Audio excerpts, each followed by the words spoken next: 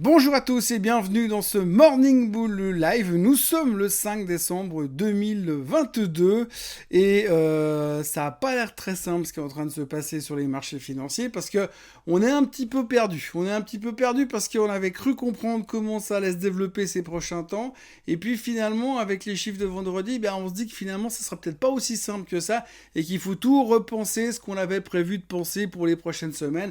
On avait le secret espoir de passer une semaine plutôt tranquille en attendant le meeting de la Fed du 13 et 14 décembre la semaine prochaine. Mais finalement, on va devoir se replonger dans la macro, dans la géopolitique, se poser les mêmes questions et encore et encore.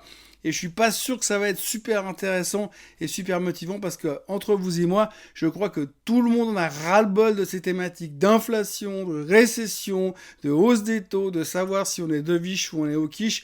Même moi, je commence à un peu saturer sur le sujet.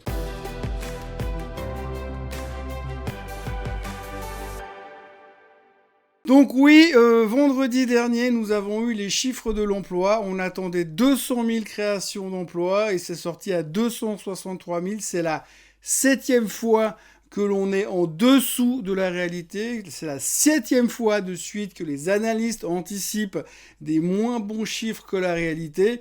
Et c'est la 7e fois qu'on se rend compte que finalement, la hausse des taux, ça fait pas grand-chose à l'économie. Alors visiblement, le fait de monter les taux est censé ralentir l'inflation. C'est une bonne chose, d'accord.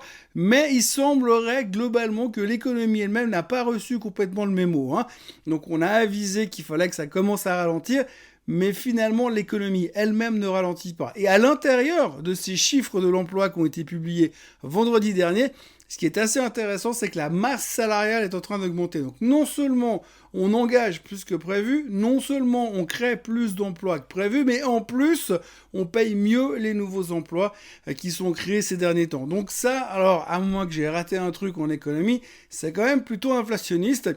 Et donc du coup, ça nous pousse à nous reposer des questions. Oui, on se repose des questions parce qu'on se dit, tiens, mercredi dernier, après le discours dovish au conditionnel de Monsieur Powell, on était en train de se dire c'est bon, il va monter les taux que de 0,5%.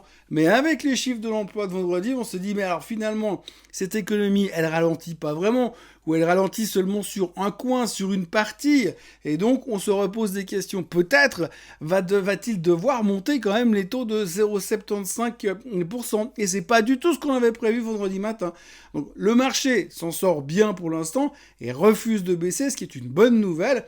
Mais par contre, on a quand même ce sentiment que, les méthodes de la Fed fonctionnent, mais pas non plus complètement comme on aimerait qu'elles fonctionnent. Alors c'est bien, je veux dire, l'emploi, on continue à créer de l'emploi, on se bat contre l'inflation, les taux montent, il y a quand même du positif dans tout ça, parce que ça veut dire que l'économie est vraiment très forte, donc c'est rassurant pour l'emploi, c'est rassurant sur le fait qu'on va pas en récession, mais en même temps, on a quand même l'impression que ça veut aussi dire qu'on va sur une hausse des taux continue et durable, et c'est pas vraiment le message qu'on aurait voulu avoir pour fêter le début de ce mois de décembre. Donc aujourd'hui, nous sommes en pleine interrogation. Comment doit-on prendre ces chiffres? Alors moi, j'avais un peu l'impression que si ça devenait vraiment très faible, on aurait pu commencer à avoir peur de la récession.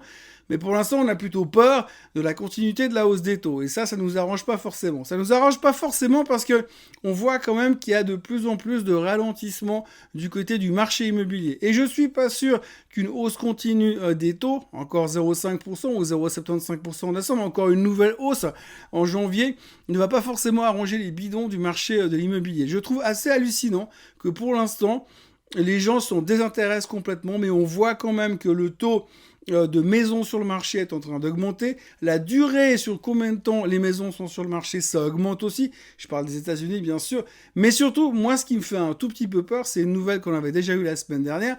C'est un des fonds de BlackRock qui a décidé que dorénavant, pour retirer les assets que vous auriez éventuellement investis avec eux, ce sera un petit peu plus compliqué. Il y aura des restrictions, vous ne pourrez pas faire ce que vous voulez. Et si votre argent est parqué aujourd'hui dans un fonds immobilier, il faut commencer à vous poser des questions parce qu'aux États-Unis, ils sont en train de monter de plus en plus des restrictions de retrait. Il y a un autre fonds qui s'appelle Starwood qui a annoncé justement ce week-end comme quoi dorénavant ceux qui voudront retirer leurs fonds ne feront pas ce qu'ils veulent. Il y aura des restrictions et ce ne sera pas aussi simple qu'avant. Et ça franchement, je suis quand même vachement surpris qu'aujourd'hui le marché n'en fasse à peine cas mais on est quand même en train de nous dire qu'on nous a fait investir dans des fonds d'investissement et qu'à un moment donné, on peut vous dire « Ah non, mais c'est votre argent, mais vous comprenez, vous pouvez pas vraiment le retirer tout de suite. » Alors vous me direz, c'est pas encore la fin du monde, mais ce genre de situation, ça veut pas non plus dire que ça va super bien. Et je suis persuadé que si on avait aujourd'hui un énorme fonds d'investissement américain ou européen qui disait « Ah, aujourd'hui, écoutez, on a un fonds en action, mais là, on peut pas vous laisser retirer l'argent parce que vous comprenez, le marché, il a trop baissé, ça nous arrange pas beaucoup. » Et je suis pas certain que ça passerait super bien. Et pour l'instant, la pilule du côté des fonds immobiliers semble passer relativement bien. Et je suis assez bluffé. Parce que de mon souvenir et de mon expérience, en général, ce genre de choses n'est pas forcément une bonne nouvelle. Bref, en tous les cas, on peut se poser des questions et on va devoir se poser des questions tout le reste de la semaine en attendant d'en savoir un peu plus. Vendredi, en fin de semaine, on aura le PPI. En début de semaine prochaine, eh bien, vous le savez, CPI et la Fed. Maintenant, ce qui est assez intéressant, c'est de voir après ces chiffres de vendredi, il y a quand même beaucoup de gens qui sont venus intervenir dans les médias américains, dans les médias financiers durant le week-end. Il y a pas mal de banques d'affaires qui sont extrêmement négatifs sur la suite des événements. On va poser la chose différemment. Si vous pensez que 2022 était une année pourrie, eh bien en 2023, ça sera pire. 2023, ça sera pire parce que les experts, donc ça va de Bank of America, en passant par Morgan Stanley, en passant par Goldman Sachs, alors cherchez pas plus loin, ils ont tous des avis négatifs quelque part à l'intérieur de la boîte. Forcément, quand vous avez 30 000 employés, il y a forcément un stratège qui est pas d'accord avec un autre, mais enfin pour l'instant, on a sorti tous les stratèges négatifs et ils sont tous en train de nous prédire quand même quelque chose qui se rapproche, on va pas dire de la fin du monde, mais qui se rapproche d'une bonne période pour un type comme Nouriel Roubini. Nouriel Roubini, d'ailleurs, qui a écrit un article, encore un, ce week-end, qui est proche de l'ambiance de fin du monde. Je veux dire, il nous prédit une explosion du problème du crédit aux États-Unis, une destruction d'une certaine frange de la consommation. Enfin bref, c'est assez sympa. Ça ressemble un tout petit peu à un épisode de Walking Dead, mais pas plus que ça. À côté de ça, eh bien, on a quand même donc beaucoup d'analyses qui sont très négatifs et très prudents pour l'année prochaine. Alors, on nous prédit qu'on pense qu'il faut vendre, aller au niveau où on est aujourd'hui. C'est vrai que quand on regarde le graphique du S&P 500, on est juste en dessous de cette tendance baissière, donc ce serait peut-être la bonne occasion de vendre. En vendant, on pense qu'on va aller rechercher les plus bas, puis casser les plus bas. On parle de target allant de 3500 à 3000 sur le S&P 500 pour l'année prochaine. Bref, il faut pas être dedans parce qu'en début d'année, ça sera très très compliqué. Donc c'est un peu la tendance du moment après les chiffres de l'autre jour. Mais dans tout ça, il y a quand même une bonne nouvelle. Oui, parce qu'on va quand même essayer de trouver 2-3 bonnes nouvelles. Au milieu de tout ça, ça serait un peu dommage de venir lundi matin de si bonne heure pour se retrouver qu'avec des nouvelles toutes pourries. Donc il y a une bonne nouvelle au milieu de tout ça, c'est qu'aujourd'hui, tout le monde est devenu super négatif. Les stratégies sont négatives. Les investisseurs semblent avoir, pour une certaine partie, capitulé. On n'a jamais eu autant de recommandations à l'achat sur l'or. Vous avez vraiment tout le package qui est en train de nous dire ça va mal se finir. Et en général, quand on nous annonce que ça va mal se finir, c'est pas là que ça se finit mal, parce que comme tout le monde le sait, les crashs annoncés, ça n'existe pas, les corrections annoncées, ça n'existe pas, et en général, quand tout le monde pense que ça va se péter la gueule, c'est plutôt dans l'autre sens que ça va. Donc j'ai presque envie de dire qu'aujourd'hui, c'est peut-être le début de quelque chose qui nous signale que, finalement, le bear market arrive peut-être à son terme et qu'on aura peut-être des bonnes surprises. Alors c'est pas évident de dire ça par rapport à la photo qu'on a aujourd'hui, mais quand je vois le nombre de personnes qui viennent nous dire que c'est fini, c'est un petit peu toujours la même chose, c'est l'esprit contrariant. Alors moi je fonctionne assez comme ça, quand tout le monde vient me dire que c'est tout foutu, j'ai l'espoir qui renaît. Par contre, quand tout le monde vient me dire ouais c'est trop facile, ça rigole, en général je commence à me méfier, et donc c'est vrai que c'est un petit peu la situation dans laquelle on est, en tout cas en ce lundi matin. Cette nuit il a plu, hier soir il faisait gris, l'ambiance est morose, on n'a plus vraiment envie, il nous reste 26 jours avant la fin de l'année, on parle que de macro, on parle que d'inflation, on parle que de taux, on parle que d'éventuelles récessions, c'est devenu un ennui assez fracassant. D'ailleurs, on le ressent très bien sur les chiffres de trafic, soit sur les vidéos ou sur n'importe quel autre site financier. On a l'impression que les gens en ont ras-le-bol. On peut comprendre, mais il va encore falloir se taper 2-3 choses d'ici la moitié du mois de décembre. Alors peut-être à partir du 15, on pourra partir faire du ski pour autant qu'il y ait de la neige.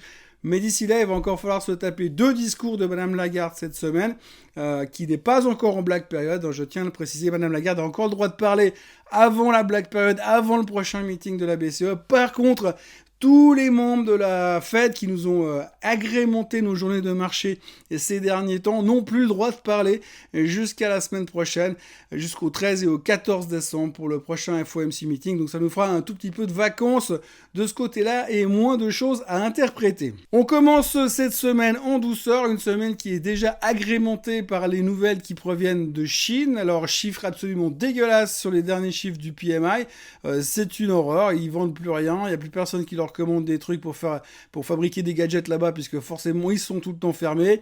Apple est en train de discuter pour envisager de sortir la production d'iPhone de Chine. Donc vraiment ambiance dégueulasse de ce côté-là. Mais pourtant, eh bien, les indices explosent, plus de 3% de hausse à Hong Kong, plus de 1,3% à Shanghai.